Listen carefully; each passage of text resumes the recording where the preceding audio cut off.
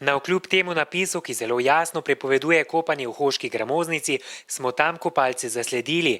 Ker je kopanje prepovedano, se je večina pred kamero skrivala. Pridem tu okrog 11. 12. ponavadi.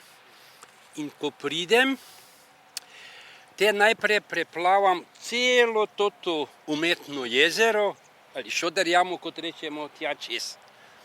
Tam se malo sončim, četrt ure, pol ure, tak nekako, potem pa nazaj. Gospod Gušti se sem hodi kopat že več kot 10 let. Želi si, da bi bila gramoznica urejena za kopalce in da bi bilo kopanje dovoljeno.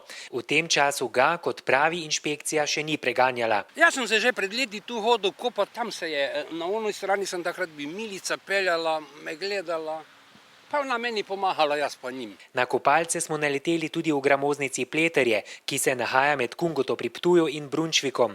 Okoliškim kopalcem je tukaj na voljo več kot 50 hektarjev vodnih površin. Ja, ful vreje, ne, zaradi tega, ker je tu mir po eni strani, ne, mislim, niti ste gužve, pač imamo svoj mir, delamo, kaj nam pa še, pač, edino, če nas dobijo, te malo smo v težavi.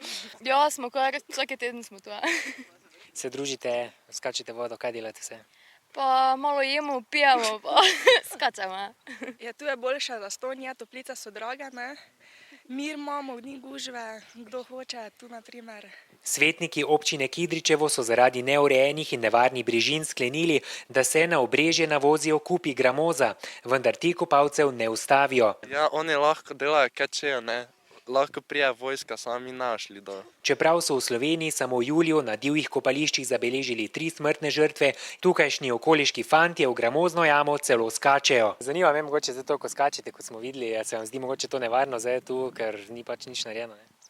Ja, po moja niti ne, no. Zdaj odvisno, če si pogledaš, kako globoka voda, je tak. Je vrede, ne. Skačeš gledam po občutku. Ja, po občutku, ja.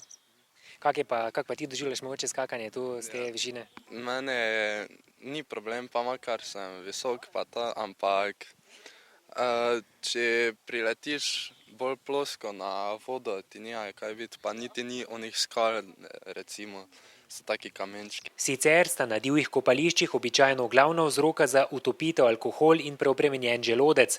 Tistemu, ki o morebitnem utapljanju ne obvesti policije, pa je zagrožena kazen tudi do 400 evrov.